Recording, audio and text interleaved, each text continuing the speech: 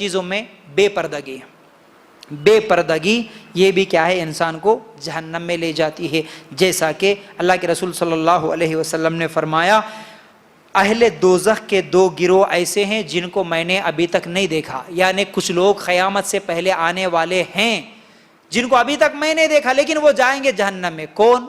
ایک وہ عورت جو اپنے سر کے بالوں کو ایسے جوڑتی، ایسے جماتی ہے، ایسے لگتا ہے جیسے اونٹ کی کوہان ہے. اونٹ کی کوہانوں کی طرح جوڑا بنانا، سر کے بالوں کا بنانا، یہ جہنم میں جانے والی عورت کی صفت. دوسری وہ عورت ایسے کپڑے پہنتی ہے جو کہ کپڑے پہننے کے باوجود نہ پہننے کی طرح نظر آتی ہو، ننگی نظر آتی ہو، یعنی چست لباس یا باریک لباس. پھر اس کے اس لباس اور اس کی چال کی وجہ سے وہ ایسا اٹریکشن پیدا کرتی ہے جس کو دیکھنے والا اس کی طرف مائل ہوتا، اٹریکٹ ہوتا، اور وہ خود بھی غیر مردوں کی طرف اٹریکٹ ہوتی ہے. ایسی عورتیں جہنم میں جائے گی، بلکہ جنت کی خوشبو بھی نہیں پا سکتی. بولے اللہ کے رسول صلی اللہ علیہ وسلم، جنت کی خوشبو بھی نہیں پا سکتی. یاد رکھو. اس لیے اگر جہنم سے بچنا ہے، نہیں بھائی، پورا سوسائٹی ہمارا، پورا معاشرہ ہمارا، ہمارے پورے رشتہ دار جس کا بھی فنکشن ہوتا سب ایسے ہی جاتے نا، سج کے سنور کے، بالوں کا ایسا جوڑا بنا کے، ایسے پتلے کپڑے پہن کر.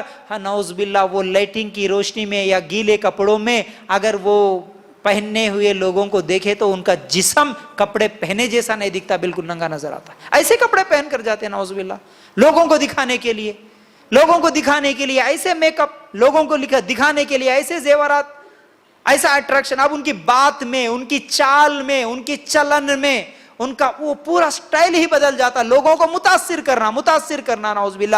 یہی متاثر کرنے والی عورتوں کے بارے میں اللہ کے رسول صلی اللہ علیہ وسلم نے کہا جنت کی خوشبو نہیں پا سکتی، جنت کی خوشبو نہیں پا سکتے. ارے کیا لڑکی ہے بھائی، ارے کیسا چلتی ہے بھائی، ارے کیسا بات کرتی دیکھو، نعوذ باللہ. اور ایک بات یاد آئی، یاد رکھو اس بات کو بھی، جتنے لوگ اپنی لڑکیوں کو شادیوں میں صرف اس نیت سے بھیجتے کہ شادیوں میں جانے سے اس کو کوئی تو بھی رشتہ مل جاتا.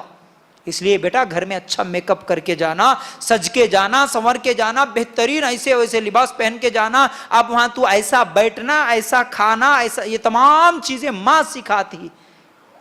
نیت کیا ہے؟ صرف میری بچی کا کیا ہونا. ڈھونڈنے والے بھی شادی کی دعوت میں اس لیے جاتے، چلو جی آج فنکشن ہے، کہتے کون سا بھی بچی دکھتی ہوں گی، چلو.